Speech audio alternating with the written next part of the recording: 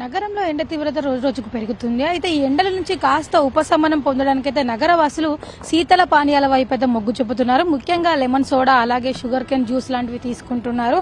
అందుకే వీటికైతే ఇతర రోజులతో పోలిస్తే ఈ వేసవికి మంచి గిరాకీ నడుస్తుంది అని కూడా వ్యాపారులు అయితే చెబుతున్నారు. వేసవి అనగానే మొదటగా చెమటలు కక్కిచ్చే ఆ ఎండ, చల్లటి ఉపశమనాన్ని ఇచ్చే శీతల పానీయాలు అయితే గుర్తొస్తుంటాయి. అయితే ప్రస్తుతం నగరంలోని రోడ్ల మీద ఎటువైపు చూసినా సరే ఫ్రూట్ జ్యూస్లు, లెమన్ సోడాలు, చెరుకు రసం బండ్లు, ఐస్ క్రీమ్స్, కొబ్బరి బొండాలు అయితే దర్శనమిస్తున్నాయి. ఇక చాలా మందికి ఎండలో కాసేపు తిరిగిన అలసిపోయి శీతల పానీయాలు అయితే తీసుకుంటూ ఉంటారు.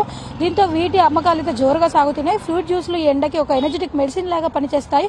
చాలా మంది చూసుకున్నట్లయితే కూడా ఇటు బత్తాయి కావచ్చు, అలాగే వాటర్ మిలన్, అవకాడో, మ్యాంగో లాంటివి కూడా ఎక్కువగా తాగుతున్నట్లుగా కూడా వ్యాపారులు అయితే చెబుతున్నారు. ఇటు పండ్ల రసాలతో పాటు అటు చెరుకు రసం, కొబ్బరి నీళ్లు, నిమ్మ సొడలకి కూడా అంతే డిమాండ్ అయితే నడుస్తుంది. ఎండవేడికి ఏదైనా తినడం కంటే కూడా చల్లగా ఏదైనా తాగితే బాగుండని కూడా చాలా మంది అనుకుంటూ ఉంటారు.